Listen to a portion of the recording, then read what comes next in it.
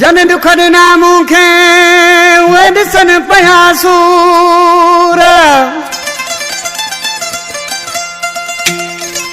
ॾिसो दुनिया जो दस्तूर मुमताज़ चांडियो चवे ओ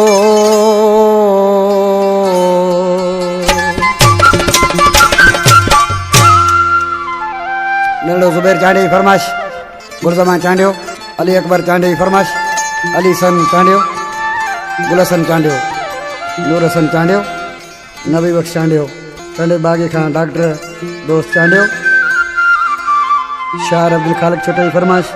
मुनवर पालारी नूराबाद खां वकील पालारी आशिक़ सिंह छा थो चए हुजनि मुंहिंजे लाइ खॾूं कोटियूं उहे हिकु हिकु थी हिन पाण किरिया मुंहिंजे लाइ खॾूं कोटियूं उहे हिकु हिकु थी हिन पाण किरिया मुंहिंजो मौला मूं ते राज़ी आहे उन्हनि जी कान मां छाल कढां मुंहिंजे लाइ खॾूं कोटियूं उहे हिकु हिकु थी हिन पाण किरिया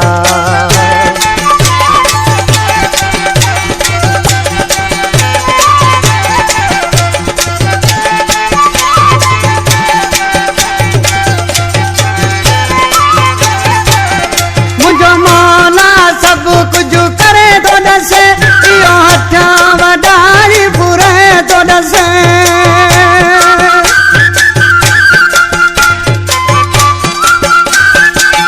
मुंहिंजो मौला सभु कुझु करे थो ॾसे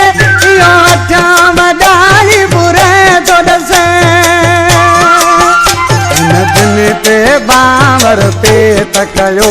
उहे पाण ई थी दर पदर विया मुंहिंजे लाइ खॾूं कोटियूं उहे हिकु हिकु थी पाण किरिया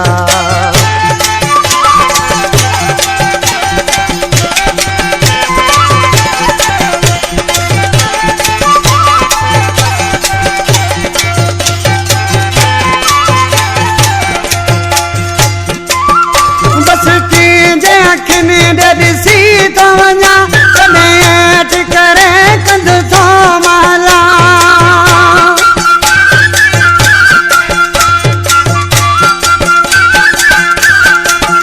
बसि किने जे अखियुनि ॾे ॾिसी थो वञा कॾहिं हेठि करे कंध मां थो हला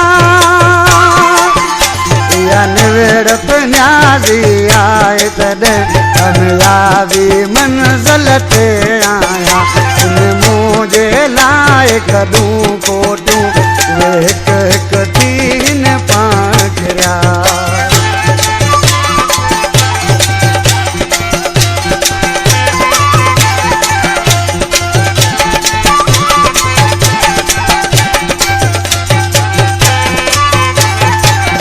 मनसूब मौला मूं ते राज़ी आहे पर ज़ेड कई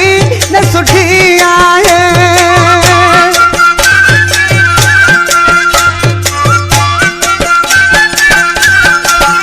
मनसूब मौला मूं ते राज़ी आहे पर ज़ेड कई न सुठी आहे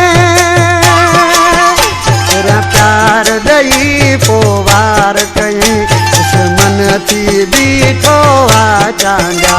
मुंहिंजे लाइ खॾूं कोटियूं उहे हिकु हिकु थी हिन पाण किरिया मुंहिंजो मौला मूं ते राज़ी आहे उन्हनि जी कान मां छाल कढां मुंहिंजे लाइ खॾूं कोटियूं हिकु हिकु थी हिन पाण किरिया